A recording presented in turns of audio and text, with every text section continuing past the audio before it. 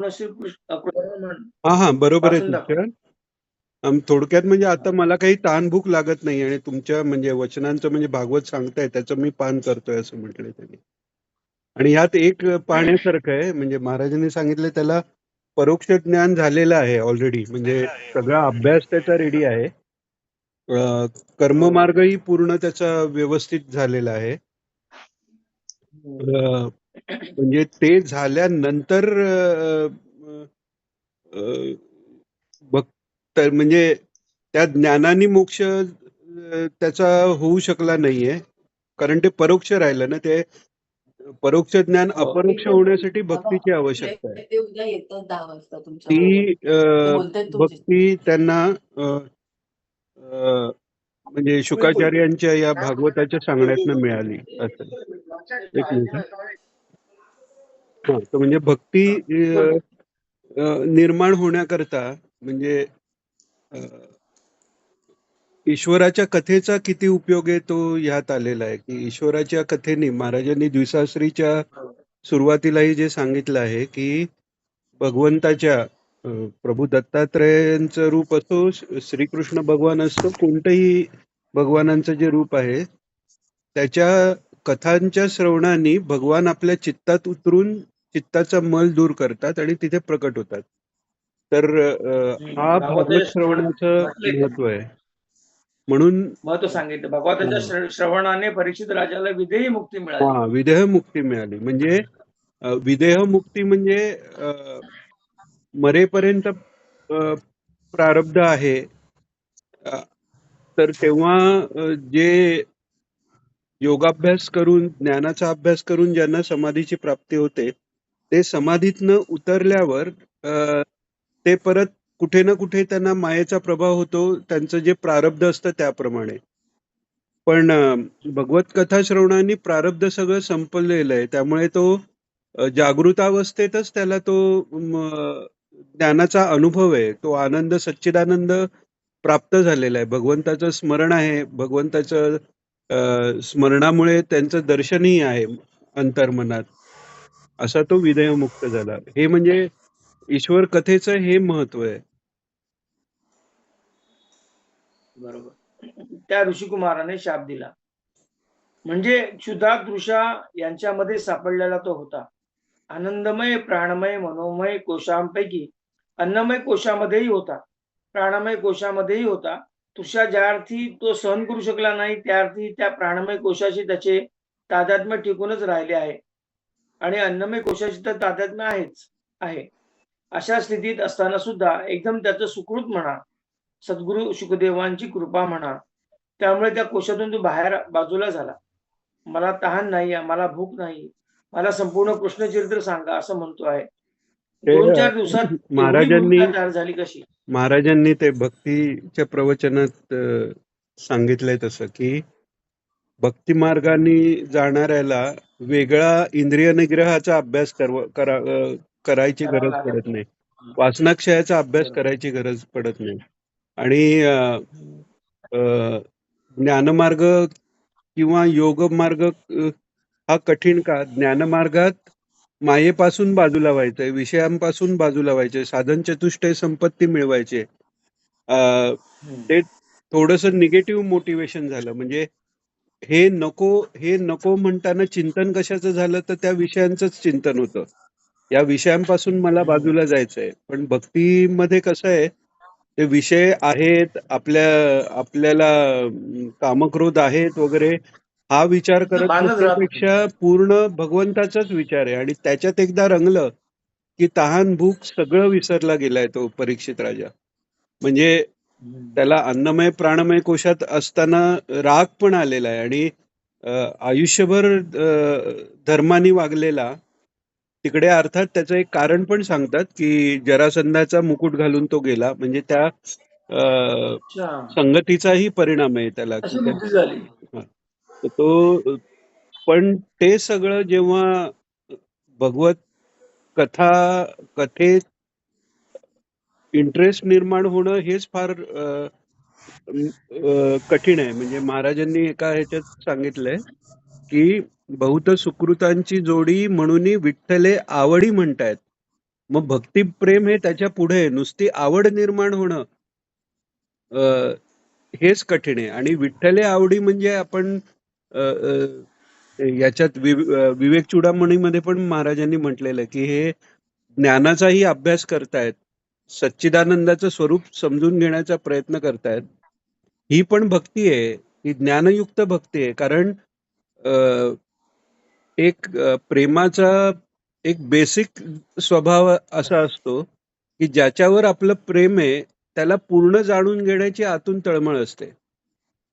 तर त्यामुळे ईश्वराला पूर्ण जाणून घेण्याची तळमळ असल्यामुळे मग त्याप्रमाणे सद्ग्रंथ आहेत अ, आणि संतांची चरित्र आहेत. यांनी त्यांना कसा ईश्वर मिळाला आणि त्यांना ईश्वर मिळायसाठी ईश्वर कसा आहे आणि त्यांना कसा मिळाला हे सद्ग्रंथचं वाचन किंवा संतांच्या चरित्राच्या वाचनाने कळून येतं. त्यामुळे त्यात स्वाभाविकच आवड निर्माण होते. म्हणजे एके ठिकाणी भागवतात असं आलेलं आहे की भगवंताचे भक्त आहेत ते भगवंताच्या दर्शनापेक्षाही त्याच्या कथा गुण आणि कथा वर्णन करण्यात जास्त आनंद मानतात. म्हणजे इतकं त्यांचं ते त्याच्यात, कारण ईश्वर कथा आणि दर्शन होतं तेव्हा आपल्याला त्या चरित्रातला तेवढासा पार्ट आहे ना. म्हणजे समजा बरोबर. एखाद्याला 5 मिनिटं दर्शन झालं म्हणजे 5 मिनिटाचं चरित्र त्याला समोर आलं. पण जे ईश्वराच्या गुण आणि चरित्र चिंतनात मग्न होतात त्याला अनंत लीला आहेत. म्हणजे किती दर्शन घ्या ते संपतच नाहीये. म्हणून तो पूर्णानंद आहे. हे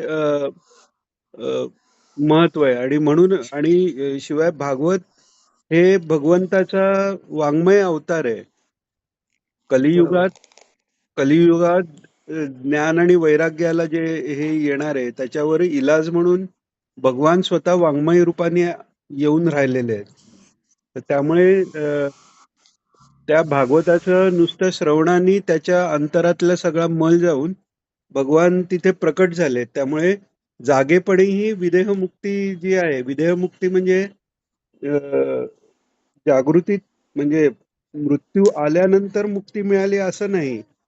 तो मुक्तावस्थेला पोचला समाधीत असताना मग त्या तक्षकांनी दंश केला आणि शरीर भस्म झालेलं आहे. हो.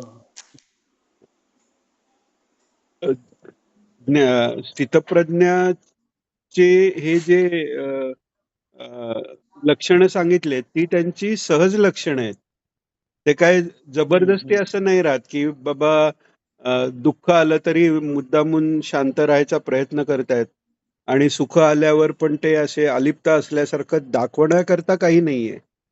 ती त्यांची वृत्ती आहे आणि ती तशी वृत्ती ह्यालाच 13व्या अध्यायात महाराजांनी म्हटलंय म्हणजे गीतेत सांगितलंय एतत् ज्ञानमिति प्रोक्तम. म्हणजे ती लक्षणं हीच ज्ञान आहे. म्हणजे ज्ञानाची लक्षणं ही ज्ञानापेक्षा वेगळी नाहीच आहे, तेच ज्ञान आहे असं सांगितलेलं आहे. आणि ऑफकोर्स आपल्यासारख्यांसाठी ती मिळवायची गोष्ट असल्यामुळे ते साधन रूप आहेत. त्याचा अभ्यास येणं तू कोणतेही वैराग्य येणं गुह्यते ते सांगितले. तो अभ्यास याच लक्षणाचा आहे. सगळा जो म्हणजे मन म्हणजे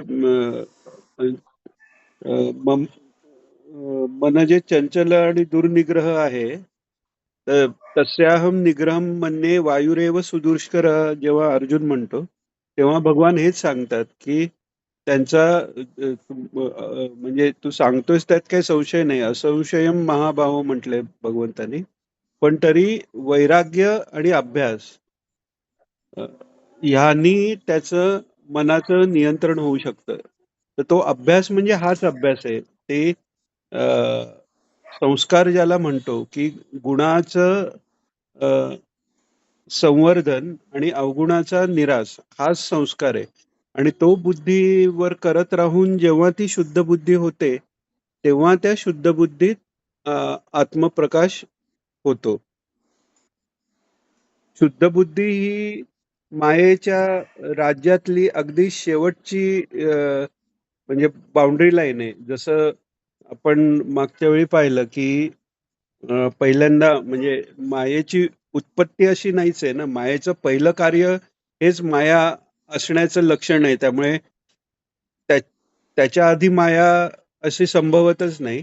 त्यामुळे पहिलं कार्य हे महत्तत्वच आहे. महत्तत्व म्हणजे पूर्ण विश्वाची किंवा त्या ब्रह्मांडाची जी बुद्धी निमित्त. म्हणता येईल ते. तर त्यामुळे आणि ती शुद्ध आहे. तिकडे बुद्धी पहिल्यांदा महत्तत्व झालं, तिथे त्रिगुण अजून आलेले नाहीयेत. महत्तत्वानंतर अहंकार आला. अहंकार आल्यानंतर त्रिगुणांची उत्पत्ती आहे. म्हणजे ती त्रिगुणातीत अवस्था आहे. तरी पण अहम आहे. म्हणजे असणं ह्याची जाणीव आहे. स्वतःचे अस्तित्व असं काहीतरी वेगळं वाटण्याची जाणीव आहे. पण बाकी मायेच्या हिशोबाने ते अगदी शुद्ध असल्याने तिथून एक स्टेप म्हणजे वासुदेव सर्वम पर्यंत तो महात्मा जाऊ शकतो. असं आहे. त्यामुळे सगळा भक्तियोग असेल, ज्ञानयोग असेल, अष्टांग योग असेल, कर्मयोग असेल, सगळे जे योग आहेत त्या योगांचं जे हे आहे, साध्य आहे, ते आहे बुद्धीची शुद्धी.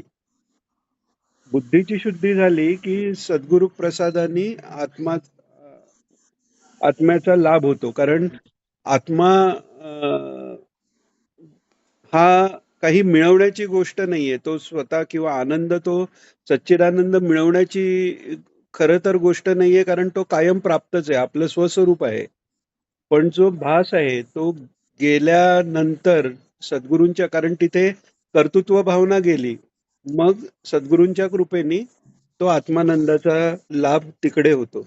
म्हणून जो काय प्रयत्न आहे, आणि आपण मागच्या वेळी पण पाहिलं, गोलकर काकांनी पण जेव्हा महाराजांना विचारलं की साधनेची चांगली चालली किंवा प्रगती आहे त्याची पट्टी काय, तर महाराजांनी सगळी सत्वगुणाची लक्षणच सांगितली की आपलं मन शांत होतंय की नाही, धर्मानुसार आचरण होतंय की नाही.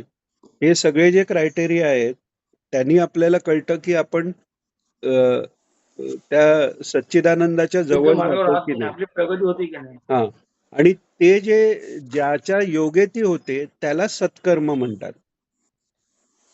म्हणजे जर ज्ञानाची प्रवचन किंवा ज्ञानाचा अभ्यास करून जर मी मोठा हा अहंकार झाला, तर ते ज्ञानाचा अभ्यास हे सत्कर्म ठरणार नाही. ते त्यामुळेच तेवढी योग्यता असल्याशिवाय वाचायला जाऊ नये म्हणून सांगतात. तर त्यामुळे सत्कर्म, एखादं कर्म हे सत्कर्म आहे की नाही हे त्याच्या रिझल्टवरनं कळतं. आणि तो रिझल्ट काय, शुद्धी किती झाली चित्ताची. आणि ती होण्याकरता ही कर्म भगवंतांनी जे सांगितले की म्हणजे आधी तर सात्विक कर्मापर्यंत पोचायचं, मग निष्काम कर्मापर्यंत पोचायचं, आणि नंतर म्हणजे तो संन्यास, कर्मसन्यास म्हणजे निष्काम कर्मापर्यंत तो पोचला. आणि त्याच्याही पुढे 18व्या अध्यायात संन्यासाच्या पलीकडे म्हणजे त्याग सांगितलेला आहे.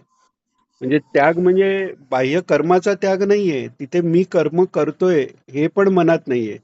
म्हणजे हे मी कर्म कोणत्याही कामनेनी करत नाही म्हटलं तर ते निष्काम कर्म झालं. पण मी कर्म करतोय हा अहंकार आहे. त्याच्या पुढची अवस्था म्हणजे मी निमित्त मात्र आहे. निमित्त मात्रम भवसव्यसाची म्हणतात. तरी पण कुठेतरी ते निमित्त मात्र असण्याचे तिकडे मी मध्ये येतो. विवेकानंदांच्या चरित्रात ती एक गोष्ट आली की ते जे अमेरिका, युरोपात वगैरे ते बरेच ठिकाणी त्यांचं रामकृष्ण मिशनचे बऱ्याच संस्था ओपन होतात. त्यांचे इमारती बऱ्याच बांधल्या जातात. आणि एकदा काश्मीरच्या इथे म्हणजे हिमालयाच्या इथे कुठेतरी गेलेले असताना तिथे एका देवीच्या मंदिरात जातात. ते भग्नावस्थेत मंदिर असतं. तर देवीला प्रणाम करून ते दुरुस्त करूया. हा ते म्हणतात की आपण दुरुस्त करूया हे म्हणून ना, हा त्यांच्या मनात विचार येतो. हा आपण म्हणजे मी आता जीर्णोद्धार करीन, तर आतून आवाज येतो, तू कोण जीर्णोद्धार करणार. तर मग ते म्हणतात नाही नाही, म्हणजे त्यांना चूक लक्षात येते. नाही नाही म्हणे की तुझ्या या जीर्णोद्धाराच्या कार्यात मला निमित्त मात्र बनून दे. तू कोण निमित्त मात्र बनणारा असं म्हटल्यावर ते तू कोण म्हणजे ती हु एम आय ची सेल्फ इन्क्वायरी झाली तिथल्या तिथे आणि त्यांना तो जो आत्मानुभव लॉक करून ठेवलेला तो तिकडे प्रकट झाला आणि मग नंतर त्याच्यानंतर काही दिवसांनी म्हणजे जसं रामकृष्णांनी सांगितलेलं की ह्याला स्वतःला तो कोण आहे कळल्यानंतर हा फार काळ इथे राहणार नाही. मग नंतर विवेकानंदांनी म्हणजे समाधी लवकरच घेतली कमी वयात. पण म्हणजे इथे सांगण्याचा मुख्य मुद्दा असा आहे की त्या अहंकार त्यागाच्या पण एक एक लेवल आहेत आणि जसा जसा अहंकार त्याग होत जातो तसं तसं आपण पहिल्यांदा म्हणजे अगदी बेसिक लेवलला जे भक्तांचे 3 प्रकार सांगितलेले आहेत भागवतात. तर अधम भक्त अधम म्हणजे म्हणजे प्राथमिक अधम म्हणजे आपण मराठीत पाहतो असं तो त्या अर्थाने नसतं. तर तो भक्त म्हणजे प्रतिमेत ईश्वर आहे किंवा कुठेतरी स्वर्गात आहे म्हणतो. मध्यम भक्त आहे तो म्हणजे हे कोण बोलतोय का दिनेश? हा कोणतरी रजनी बोलतंय रजनी मूड कर रहे हैं. हा हा बोल काय रजनीश. सांगत होतो मी मध्ये ते झालं. रजनीश दिनेश रजनीश नाही दिनेश. हा त्या ह्याचं म्हणजे अहंकारची म्हणजे सोडला त्याचा म्हणजे हा स्टेप्स असतात म्हणजे म्हणाला. जसं अहंकार सुटत जातो तसं आध्यात्मिक लेवल ज्या आहेत तर सुरुवातीला ही प्रतिमा आणि हे एवढीच भावना असते म्हणजे त्याच्यातच ईश्वर आहे आणि बाकी मग लोकांशी तो कसाही वागेल किंवा चांगलाही वागेल पण तिथे काही ईश्वर भावना नसते. त्याच्या पुढची जी लेवल आहे तिथे ईश्वराचे जे भक्त आहेत त्यांच्याबद्दल सौहार्द येतं. गुरु म्हणजे त्याच्याही आधी समजा गुरुबंधू आहेत ते जवळचे आहेत म्हणजे आपल्या बरोबर त्यांचंही चांगलं व्हावं अशी भावना सुरू होते. त्याच्यानंतर मग जे जे ईश्वराचे भक्त आहेत त्यांच्याबद्दल प्रेम वाढत जातं. मग तिकडे त्याच्यानंतर अवस्था आहे की जे जे भेटी जे भूत ते ते मानी जे भगवंत म्हणजे प्रत्येक सगळेच भूताच्या ईश्वर इथे आपण ईश्वर मानायची प्रॅक्टिस व्हायला लागते. त्याच्या पुढे जाऊन अहम ब्रह्मास्मी आहे. त्याच्यानंतर सकलमिदम अहमच्या वासुदेव आणि मग त्याच्या पुढे मग वासुदेव सर्वम म्हणजे त्याग झाला की वासुदेव सर्वम झालं. तर त्यामुळे अभ्यास करताना पण जसं आपण व्यवहारात किंवा ऑफिसमध्ये काम करताना ठराविक काम आहे त्या कामासाठी त्याचे ते काम झालं की नाही याचे काही क्रायटेरिया आहेत ना रिझल्ट्स असतात म्हणजे समजा कॉमर्स साईडचं कोण असेल तर बॅलन्स शीट जुळली की नाही किंवा इंजिनिअरिंगचं असेल तर तुमचा अनालिसिस पूर्ण झाला की नाही रिसर्च मधला असेल तर तुमचं रिसर्चचं प्रेझेंटेशन किंवा तो प्रपोजल कम्प्लीट झालं की नाही आणि ते कम्प्लीट होताना काही स्टेजेस असतात म्हणजे आता पहिल्यांदा कन्सेप्ट ठरला कन्सेप्ट नंतर त्यात काय काय करायचं ते ठरलं मग ते कसं करायचं ते ठरलं आणि मग ते केल्यावर काय होईल याचं पिक्चर क्लिअर झालं. या जशा स्टेप्स आहेत तशा अध्यात्म मार्गातही आता मी नुसतं नामस्मरण करतोय आणि मग बरीच वर्ष गेल्यानंतर पण मी विचार करतोय की झाली मला 81 वेळेस आली दीक्षा झाली आणि आज झाली फरक काय पडला माझंच मला माहिती नाही. हे का होतंय कारण त्या स्टेप्स चालताना कोणत्या स्टेप्स आपण चालतोय तर योग्य दिशेने चालतोय का उलट्या दिशेने चालतोय का नुसतंच गोल गोल फिरतोय ह्याच्याकडे लक्ष दिले पाहिजे. तो अभ्यास आहे. गुरुदेव रानड्यांच्या इथे नामस्मरणाला नेम म्हणतात म्हणजे नियम. तर नियम म्हणजे एकच नियम नाहीये. आपण जसं ऑफिसमध्ये काम करताना वेगवेगळे नियम आहेत. अकाउंट्सचे वेगवेगळे नियम आहेत. ऑफिसमध्ये काम करण्याचे तिकडे प्लेसचे वेगळे नियम आहेत. त्या फील्डचे वेगळे नियम आहेत. हे जे सगळे जसे नियम आहेत तशा आपलं आयुष्य ह्या अध्यात्माच्या मुशीत टाकताना त्याचे जे सगळे नियम आहेत आणि एक कसं आहे की वैदिक धर्म असा आहे की इतका त्यात फ्रीडम आहे की उपासना कोणाची करायची याचं स्वातंत्र्य आहे. कशी करायची याचं स्वातंत्र्य आहे. फक्त तुमचे म्हणजे इतके सगळे स्वातंत्र्य आहे, पण ते चूज करण्यानंतर पुरतं आहे. चूज केल्यानंतर परत आत्ता मला हे असं वाटतंय, नंतर तसं वाटतंय, त्यांनी काहीच होत नाही. त्यामुळे आपला मार्ग काय आहे? आपण आत्ता कुठे आहोत आणि आपल्याला कुठपर्यंत पोहोचायचंय आणि जायचं त्यात पुढे. ह्या जन्मात आपण कुठपर्यंत पोहोचू शकतो आणि तिथपर्यंत पोहोचण्यासाठी काय कसं करायला पाहिजे. 15 वर्षात काय करायला पाहिजे, 10 वर्षात काय करायला पाहिजे, 5 वर्षात काय करायला पाहिजे. एखादा माझा अवगुण आहे, तो समजा 1 to 10 स्केलला समजा आज माझा 9 आहे, मला तो 3 वर आणायचा आहे. तर काहीतरी प्लॅनिंग पाहिजे, की मी तो 5 वर्षात करीन, 2 वर्षात करीन, की आत्ताच्या आत्ता टाकीन. होतं काय, आपण नेहमी अरे मला राग येतो, याच्या पुढे मी रागवणार नाही. ते वर्क होत नाही. त्याच्यामुळे आत्ता मला राग येतो त्याच्यापेक्षा थोडा तरी मी कमी रागवीन. आत्ता मी जर आठवड्यातनं 4 वेळा रागावतो, तर महिन्याभरात माझा प्रयत्न असा राहील की 4च्या ऐवजी 2. आणि त्याची जर नोंद ठेवली ना, कोणतीही गोष्ट वेद किंवा पतंजल योगसूत्राचा आपण थोडासा इंट्रोडक्शन घेतली. पतंजल योगसूत्र का महत्वाचं आहे, की वेदांताचं प्रॅक्टिकल म्हणजे जे आपण सायन्सचे प्रयोग करतो ना, प्रॅक्टिकल्स असतात, तसं हे प्रॅक्टिकल आहे. आणि का प्रॅक्टिकल आहे, की त्याच्यात सगळ्याची मेजरमेंट्स आहेत आणि त्या मेजरमेंट्स एका स्टेज पासून पुढच्या स्टेज पर्यंत जायचे प्रयत्न कसे आहेत तेही त्यात सांगितलेले आहे. तर तसं आपल्याला 40 वर्षापूर्वी 50 वर्षापूर्वी माझे जे प्रयत्न होते, आजही माझे त्याच गोष्टी करतात तेवढेच प्रयत्न असून मी जर तिथल्या तिथे असेल, तर मग आपल्याला विचार करायला पाहिजे की चुकतंय काय. आणि मग त्यासाठी मागच्या वेळी आपण बघितल्याप्रमाणे महाराज म्हणाले की एका वेळी जो सर्वात जास्त त्रास देतो तो अवगुण घ्यावा, किंवा एका वेळी ज्यात आपल्याला सर्वात जास्त आवड आहे तो गुण आपण म्हणजे ते भक्तीचा प्रकार घ्यावा आणि त्याची वृद्धी कशी होईल बघावं. आज समजा मी आठवड्यातनं 2दा सद्ग्रंथ वाचन करतोय. समजा तर 3दा कसं करीन? जर मी 1 तास वाचतोय तर 2 तास कसं करीन? ते आजच्या आज, उद्याच्या उद्या 2 तास करायचं नाहीये. वर्षभरानंतर करीन. पण तो एक ठोस हे पाहिजे. वर्षभरानंतर आढावा घेताना जेवढं ठरवलंय तेवढं आपण आलो की नाही. हो. नसेल आलो म्हणून दुःख करायचं कारण नाही, किंवा आलो असलो तर समाधान नक्की मारावं, पण अहंकार करायची गरज नाही. पण हे मेजर असलं तर एक शिस्त येते. शिस्त. शिस्तीशिवाय बरोबर. काही नाही. म्हणजे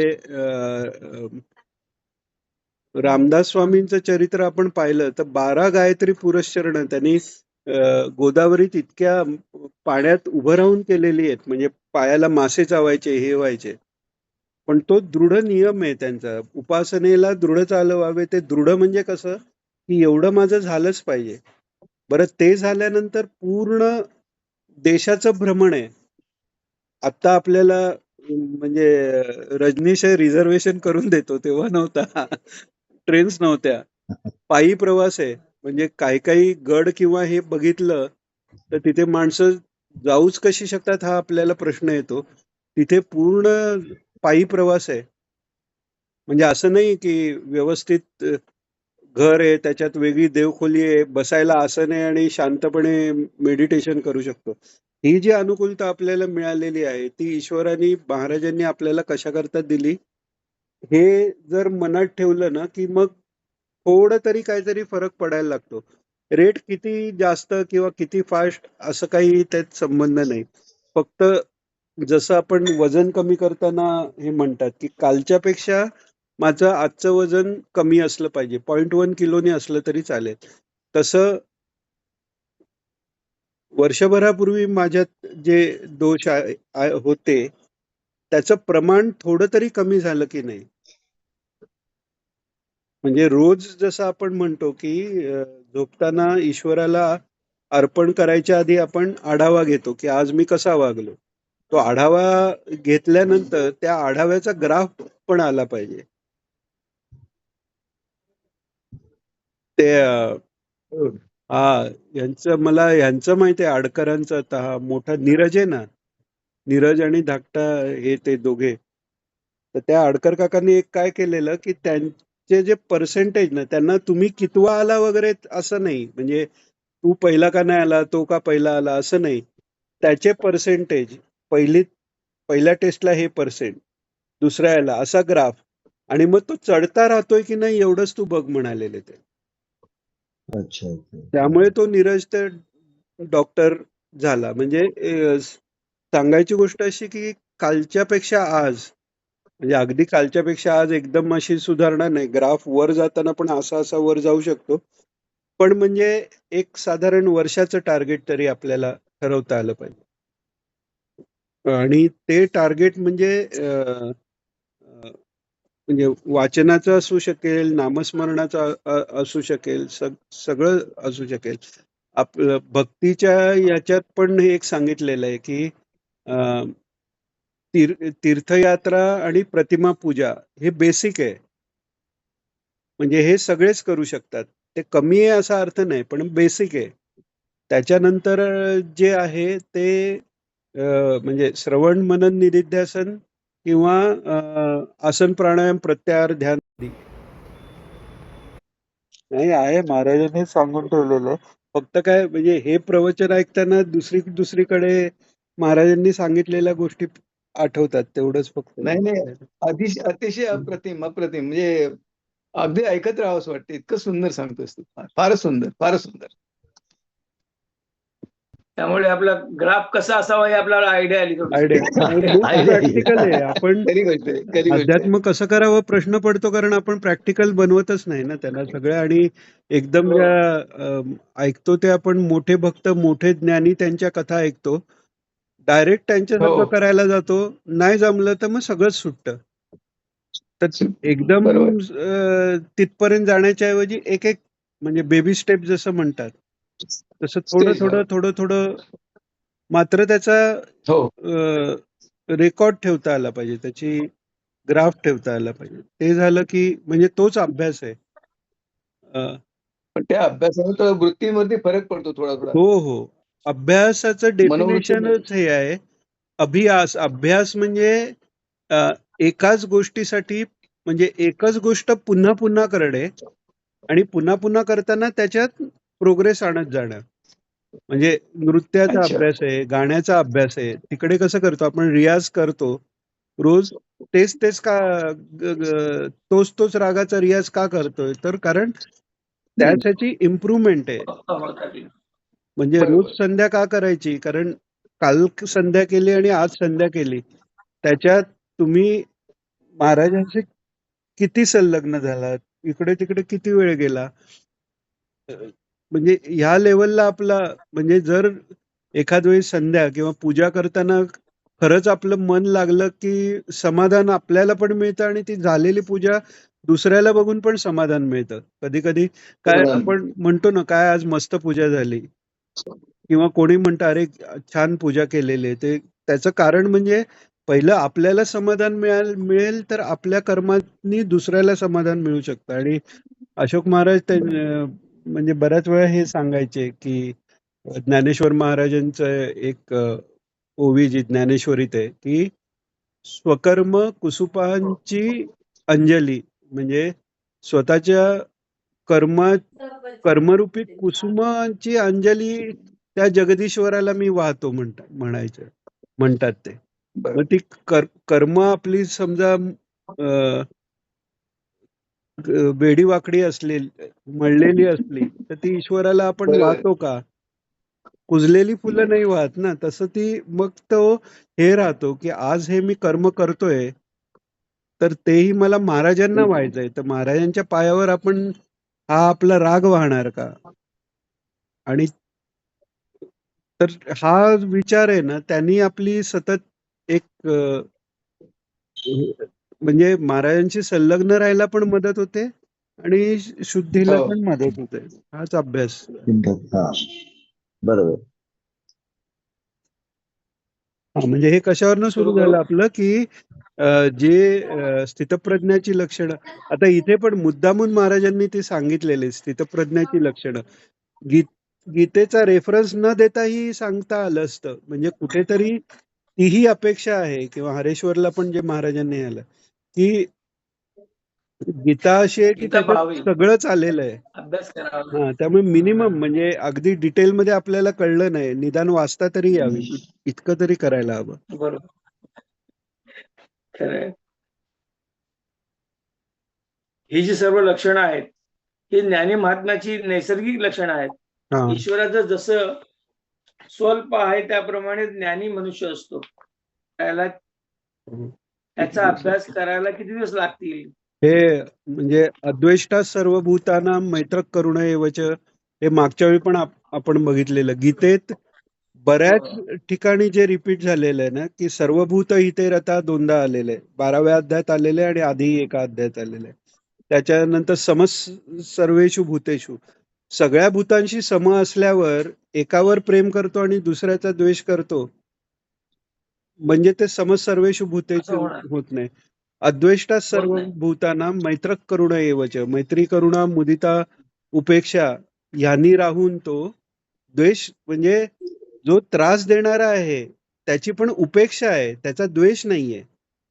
द्वेष नाही. हा, युद्धात कोणी समोर आला तर त्याला मारलं तर गोष्ट वेगळी आहे, पण युद्धाच्या बाहेर अर्जुनाला कोणी अपमान केला तर तो काय लगेच शस्त्र घेऊन मारायला नाही जाणार आहे त्याला. बरोबर. म्हणजे धर्मानी केलेलं कर्तव्य हा वेगळा भाग झाला, पण आपल्या वृत्ती अनावर होणारी ऍक्शन अशी काही त्याची हे नसते. अद्वेष्टा आणि म्हणजे त्याची तयारी होण्यासाठी म्हणून म्हणजे ज्ञानेश्वरी ही का वाचावी की गीता 700 श्लोकात सगळ्या उपनिषदांचं सार सगळं त्याच्यात आलेलं आहे. तर त्यामुळे ते अर्जुनाला सांगितलं तो तेवढ्या तयारीचा होता.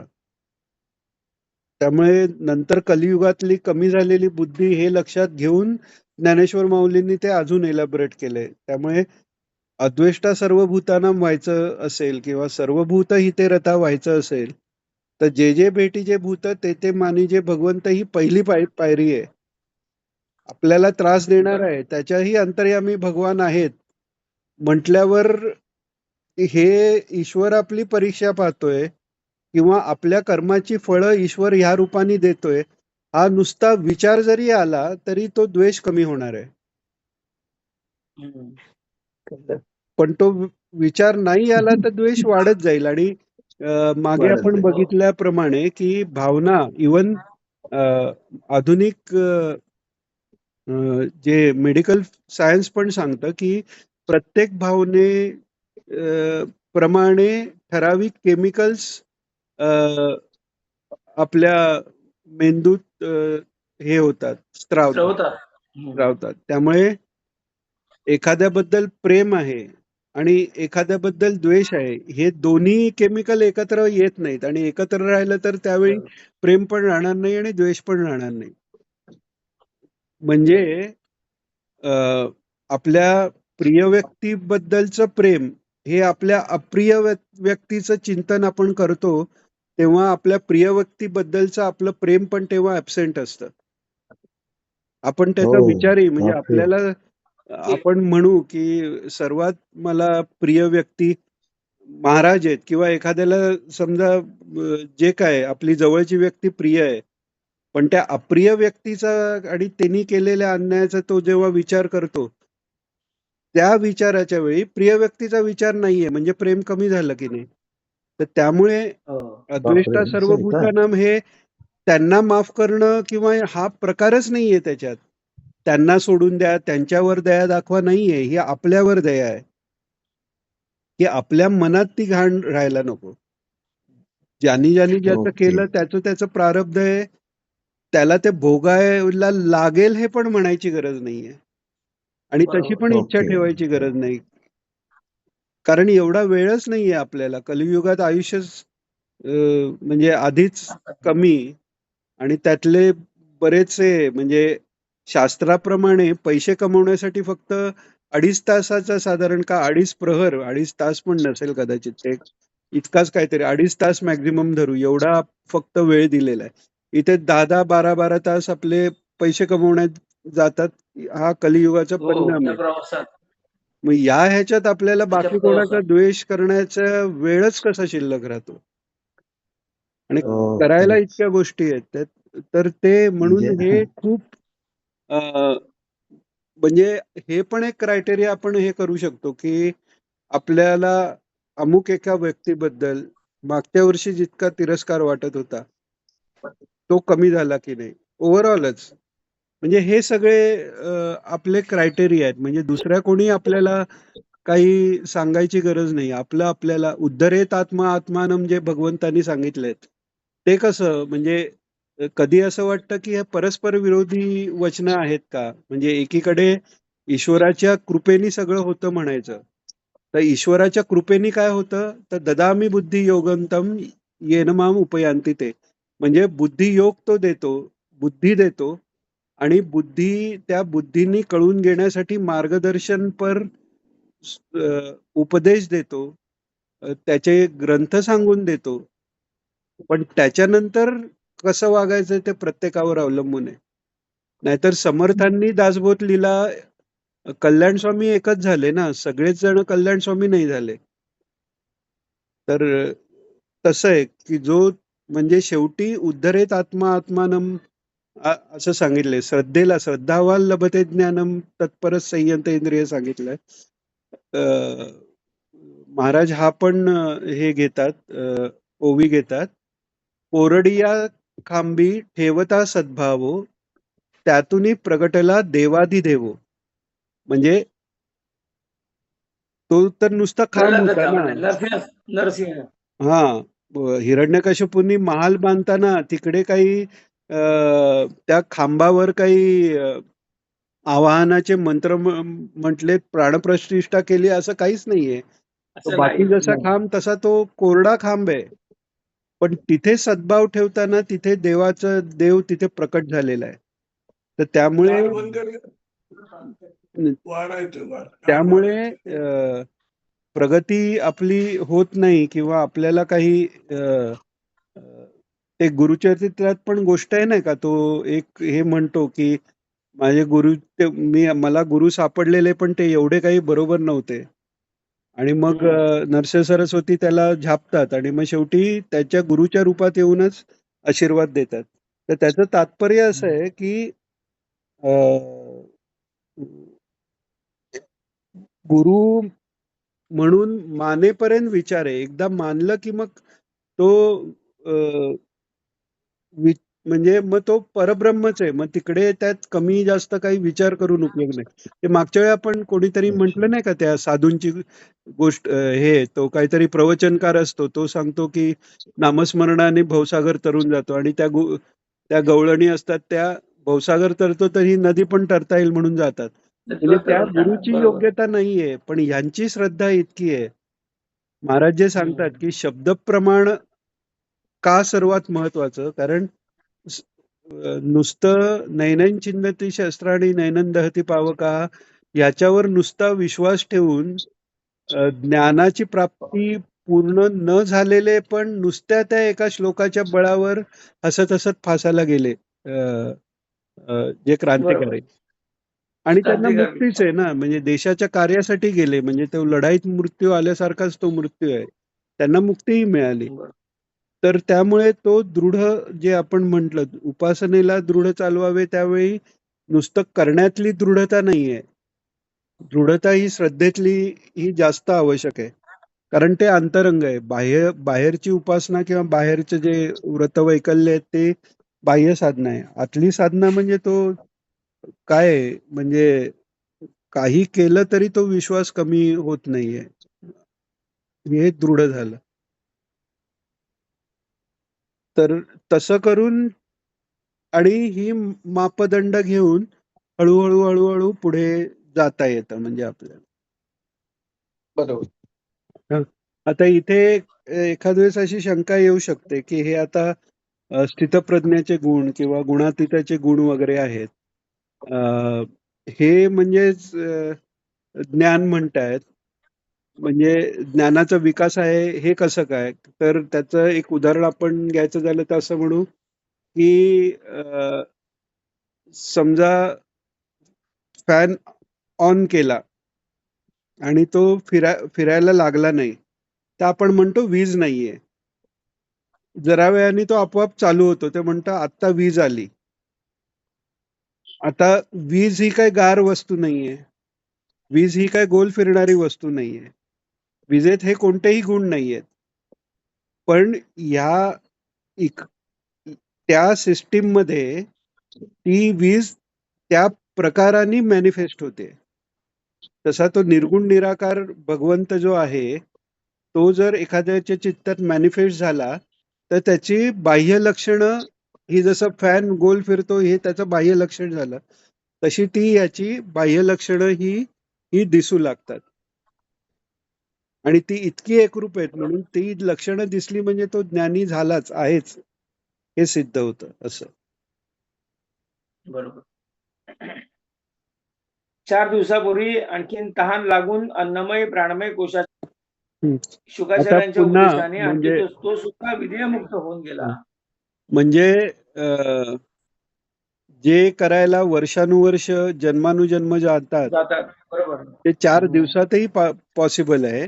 आणि भागवतात खटवांग राजाचं एक उदाहरण आलंय की त्याला हा. देव विनंती करतात देवदानव युद्धात मदत करायला आणि मग दानवांचा पराभव झाल्यावर देव विचारतात त्याला की तुम्हाला काय कोणता वर हवा.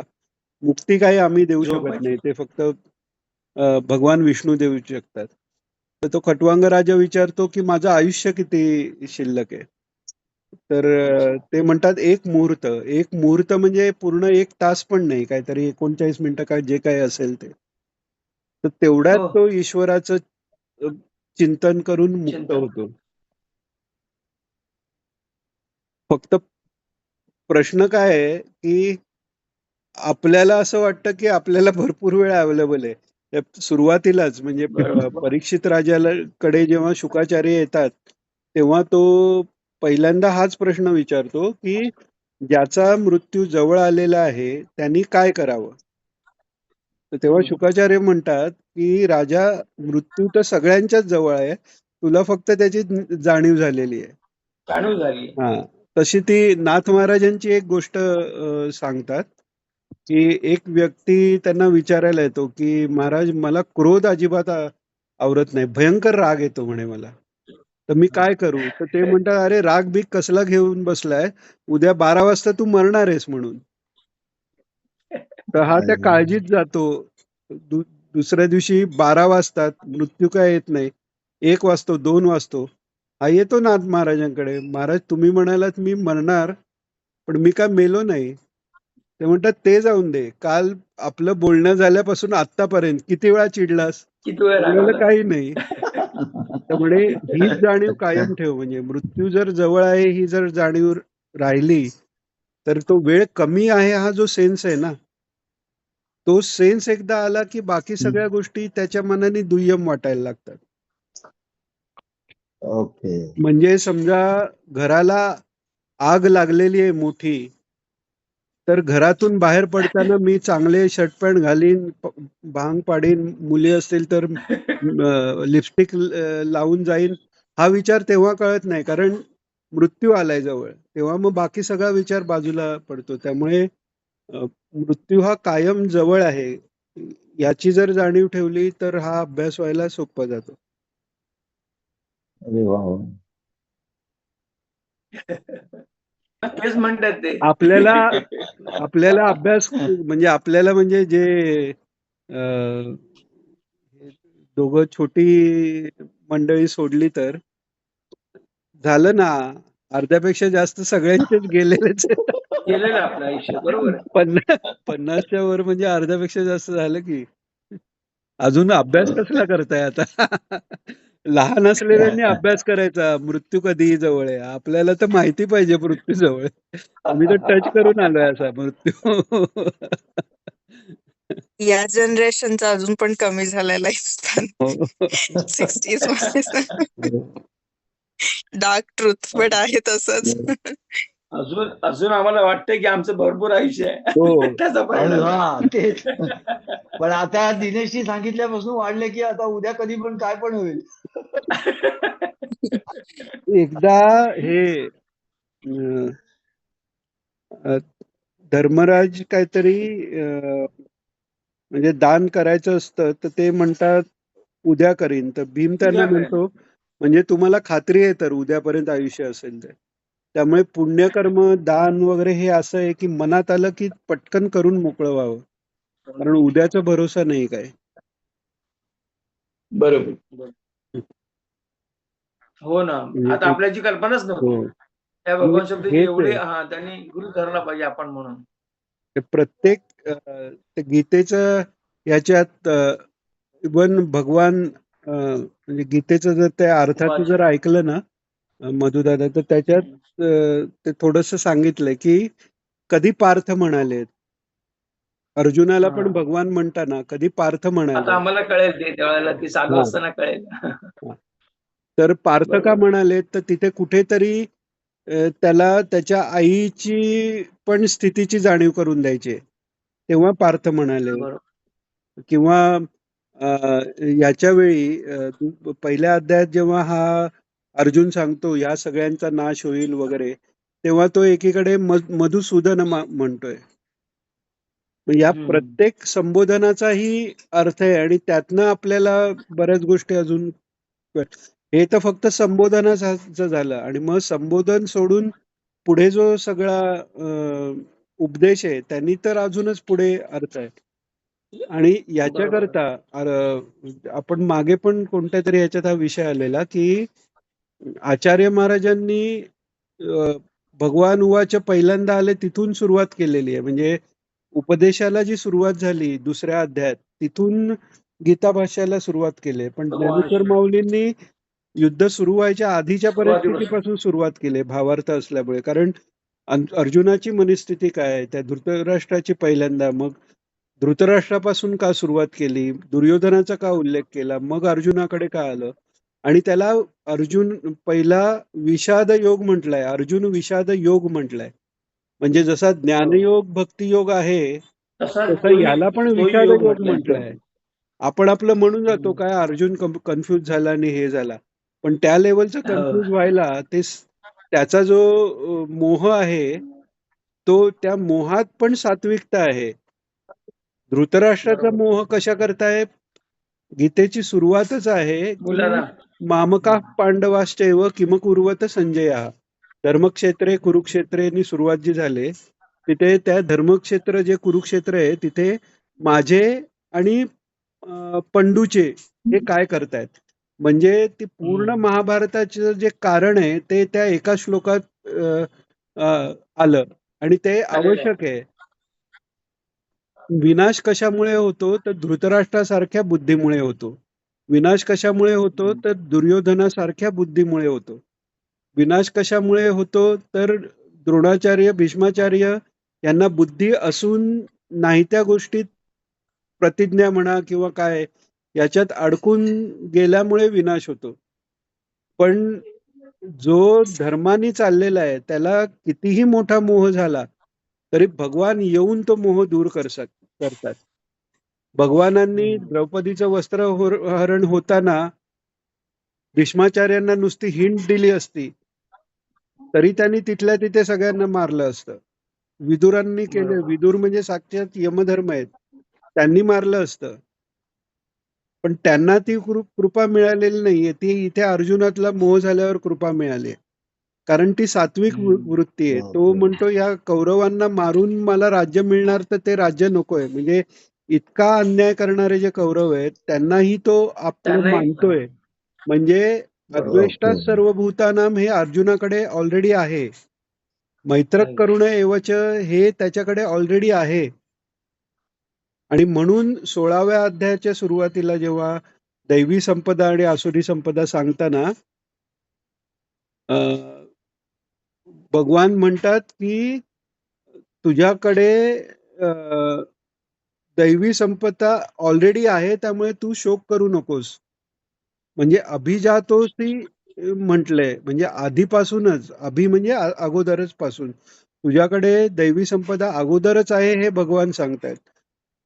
पुढे पण भगवान एक एक ठिकाणी सांगतात, मी हे तुला सांगतो कारण तू माझा प्रिय आहेस. आणि मग तो प्रिय कधी झाला? गीता सांगता सांगता प्रिय नाही झालेला आहे. तो जो काय कन्फ्युज्ड अर्जुन आहे, तो जसाच्या तसा प्रिय आहे भगवंताला. कारण ते कन्फ्युजन कशा करताय? निस्वार्थ बुद्धीचं कन्फ्युजन आहे. दुसऱ्या माझा मी राज्य काय, हे काय स्वर्गाचं राज्य मिळालं तरी मला यांना मारून तो नकोय. नकोय. हा सात्विक मोह जरी असला तरी तो सात्विकतेतून आलेला सात्विक. मोह आहे. त्यामुळे तो दूर झाला. दुर्योधन आणि दुर्योधनाचा तर कधीच झाला नाही. धृतराष्ट्राचा एवढं दुःख भोगून मग शेवटी विदुरांच्या उपदेशाने दूर झाला. असं आहे. हा. चालेल. हा जो तीनच भगवान मिनिटं शब्द राहिले. शास्त्रामध्ये रूढ आहे, चालू आहे. हो. शास्त्रीय व्यवहारामध्ये म्हणजे पूर्वी हा योग मी विवस्वानाला बरोबर सांगितला. विवस्वान म्हणजे सूर्य, आणि विवस्वानाचा मुलगा तो वैवस्वत मनू. मग त्या सूर्याने त्या त्याला त्याने वैवस्वत सांगितलं मनूला सांगितला व्यवस्थित. आणि हा, वैवस्वत मनूनी इक्ष्वाकूला सांगितला. बरोबर. आणि मग नंतर तो लुप्त झाला. असा आहे. आता हा इक्ष्वाकू म्हणजे रामचंद्राचे पूर्वज आहेत. सूर्यवंशी राजाची जी बरोबर. सुरुवात आहे ईश्वर. ते विवस्वान, वैवस्वत मनू, इक्ष्वाकू, आणि मग पुढे त्याचे सगळे वंश झाले. बरोबर. हा जो योग आहे तुला सांगितलेला कर्मनिष्ठा रूपी योग, हा जो योग मी पूर्वी सूर्यनारायणाला सांगितला. म्हणजे संप्रदाय आहे हा, नवीन काही सांगितलेलं नाही. असा संप्रदाय चालत आलेला आहे पूर्वीपासून. संरक्षण करणारा मी आहे. आता अर्जुनाच्या मनात शंका उत्पन्न ते झाली. गीता काय याच्यात याने सांगितली की संप्रदायाचा अर्थ म्हणजे योगसूत्राच्या ह्याच्यात पण आलेला आहे. आता आपण बऱ्याच वेळा म्हणतोय आमचा संप्रदाय तमका संप्रदाय, पण संप्रदाय म्हणजे प्रदाय म्हणजे दिलेला, सम म्हणजे सत तत्वापर्यंत दिनेश, एक मिनिट पोचलेल्या. राहिल्या. हा, वेळ संपत आली आता. राहिलाय. तर सत्तत्वापर्यंत पोचलेल्या महात्म्यांनी पुढे दिलेला आणि अशा परंपरेने जो आलाय तो संप्रदाय. त्यामुळे वेदापासून आलाय तेच संप्रदाय आहेत. जैन आणि ह्याला आपण संप्रदाय म्हणतो, ते संप्रदाय नाही आहेत. त्याला फार तर नाहीये. पंथ म्हणू, पंथ पण नाही आहेत ऍक्च्युली ते, तसं म्हटलं तर. परत आपण थांबायचं का? हो, थांबूया इकडे. 11:20 झाले. हा, शेवटचा पॅरेग्राफ परत घेऊया आपण मग. हा, चालेल चालेल होतं चालेल. चालेल. संरक्षण करणारं मी आहे. आता अर्जुनाच्या